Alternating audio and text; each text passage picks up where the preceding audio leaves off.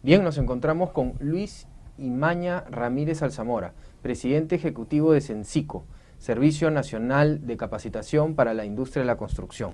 Bienvenido, Luis. Muchas gracias, Jorge, Juan José, muchas gracias por la invitación. Imaña, un gusto estar acá. Queríamos conversar un poco sobre el tema, de varios temas, pero sobre el tema básicamente que hablábamos hace un rato, sobre el tema de la autoconstrucción. Si bien, como decía Juan José, es un tema que está moviendo muchísimo, esto tiene que manejarse de una manera adecuada, ¿no? También nos comentabas, ¿no? Hay un riesgo ahí importante. ¿Qué labor tiene Cencico y cómo ves este tema de la autoconstrucción en el Perú? Sí, en realidad es un problema muy grande porque la construcción viene creciendo mucho en nuestro país. Es un crecimiento persistente. El problema está que con este crecimiento también nos involucramos en informalidad.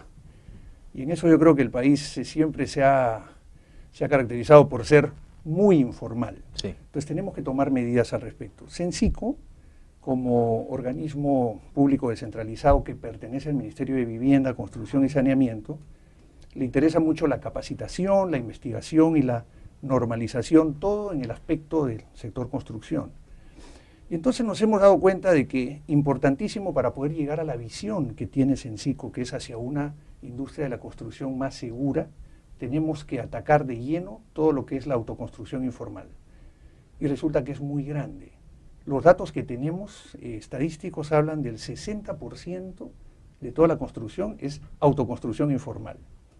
Wow. Eso pues nos da una medida de la extensión. El riesgo está ahí. En el tema sísmico, como conversábamos, justamente es algo que nos preocupa mucho porque un gran sismo va a haber, es cuestión de tiempo. Claro. Lo que necesitamos es proteger a la gente que está construyendo de una manera inadecuada. Fíjense que en términos de PBI la autoconstrucción representa el 3.6%. Traducido a dinero viene a ser 7.200 millones de dólares que se mueven anualmente en autoconstrucción. Impresionante. Sí, el tema realmente ¿Cómo se divide esta autoconstrucción? Este 60% son edificaciones nuevas, son ampliaciones, sí, son remodelaciones, porque supongo que es gente que tiene un mayor poder adquisitivo y que decide pues techar su vivienda, tarrajearla. De acuerdo. ¿Cómo se distribuye este crecimiento de la autoconstrucción? Hay estudios muy recientes, Juan José, que hizo Arellano Marketing. Arellano Marketing el año anterior, sobre un muestreo en Lima, que podemos decir que es representativo porque el principal problema de la autoconstrucción informal está en Lima. Y sobre este muestreo se quedó en que más de la mitad de las personas que se involucran en autoconstrucción lo hacen en remodelaciones. Es decir, lo que hacen es mejoran de alguna manera lo existente, comprando materiales de construcción o acabados. Es más de la mitad. Luego viene en segundo lugar lo que viene a ser construcciones nuevas. Más o menos la tercera parte de la autoconstrucción son construcciones nuevas que pueden ser viviendas de un piso o de más. Y quizás un 20% es solamente ampliaciones. Ajá. Es decir, yo ya tengo mi construcción, pero creció la familia y necesito un cuarto adicional, eso más o menos viene a ser el 20%. Claro. Así es como está la distribución actualmente. Sí. Ahora, ¿por dónde debe ir el camino? La idea es ¿cuál? Alertar a la gente sobre el problema de la autoconstrucción, incentivar la autoconstrucción, porque nosotros vemos muchos eslogans y cosas que vemos en la televisión sobre apoyando un poco la autoconstrucción, pero habría que tener cierta información para no correr riesgos, ¿no? ¿Qué es lo que está haciendo Cencico al respecto?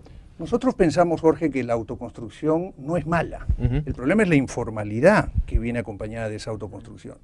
Por ejemplo, a nosotros nos interesa alertar como paso inicial a la gente en general, sobre todo a los que trabajan en construcción y, por qué no, al público en general, de riesgos que son muy fuertes, muy importantes cuando entramos al campo de la autoconstrucción informal. Por ejemplo, ¿qué hemos detectado? Hay gente que cuando construye o autoconstruye informalmente, construyen en lugares que no deberían. Y eso lo escuchamos en las noticias, estuvieron en una ladera, estuvieron en zonas de huaicos, de aluviones, de inundaciones. Chosica es un ejemplo. Por ejemplo, eso lo vemos lamentablemente siempre a principio de año.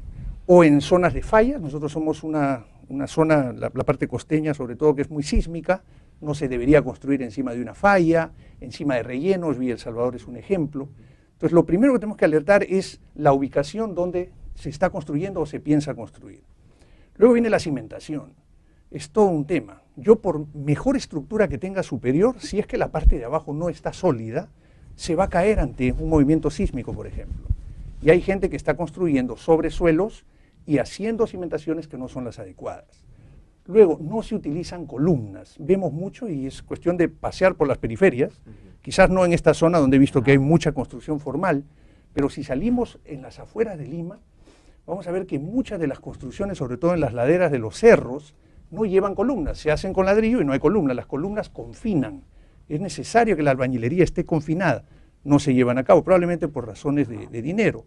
Luego tenemos que el acero que se utiliza, por ejemplo, en las columnas y en las vigas, se llama cuantía, quiere decir la cantidad de acero que debe haber debe ser específica, ni muy pequeña ni muy grande.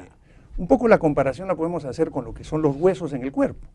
Si los huesos son muy delgaditos, el cuerpo no va a soportar, y si los huesos son de demasiada densidad y magnitud, no permite movimiento. Lo mismo sucede en construcción. Y este proceso, ingeniero Imaña, ustedes, para realmente sembrar conciencia en estas personas que se orientan a la autoconstrucción, que es muy lógico que lo hagan con una mayor capacidad adquisitiva y un incremento en la familia, ¿ustedes qué tarea realizan? ¿Realizan talleres, exposiciones, eventos? Sí. ¿Coordinan con la municipalidad sobre las licencias de construcción? ¿Evitan evasiones? Sí.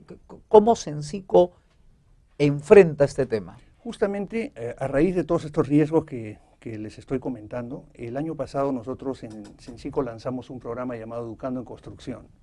Lo que busca Educando en Construcción son dos cosas. Primero, crear conciencia en la gente. O sea, llegar a la gente no va a venir a nosotros tenemos que ir hacia ellos.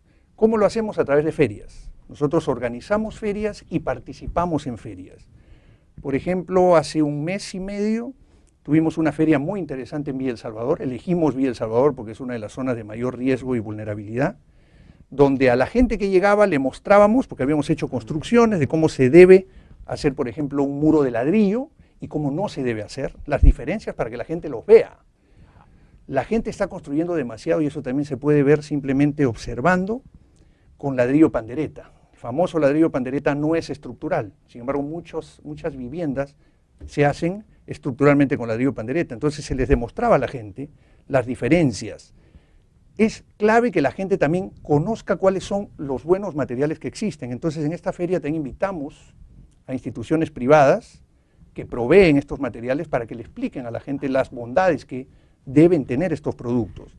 Hicimos adicionalmente una obra teatral muy importante y muy interesante llamada Los Tres Chanchitos, pero versión Perú, que a diferencia de la obra original con la paja, la madera, esta es una obra, digamos, con actores y con la presencia de niños, donde la casa era de esteras, para que sea versión Perú, la casa era construida con buen material, pero mal hecha, sin columnas de amarre, donde también sufría a consecuencia de un sismo, y finalmente la buena casa era la casa que tenía todas las cualidades. Quizás la mejor manera de llegar a los mayores o a los padres es a través de los niños. Seguro. Entonces nosotros estamos tratando de llegar por todos los medios a concientizar a la gente con las ferias, y como tú has dicho, Juan José, es muy importante el trabajar al unísono con las municipalidades. Es la mejor manera. Ellos tienen que ayudarnos a darnos el local. Luego ya por su lado las municipalidades tienen que abaratar lo que es el tema de licencia de construcción, porque hay que ver a qué se debe que algunas personas no se formalizan. Por ejemplo, el Ministerio de Vivienda logró hacer un convenio con la UNI donde se ha llevado a cabo una microzonificación sísmica y se está llevando a cabo. Entonces ya hay municipalidades que pueden contar con esa información valiosísima para saber cuáles son las zonas de mayor riesgo.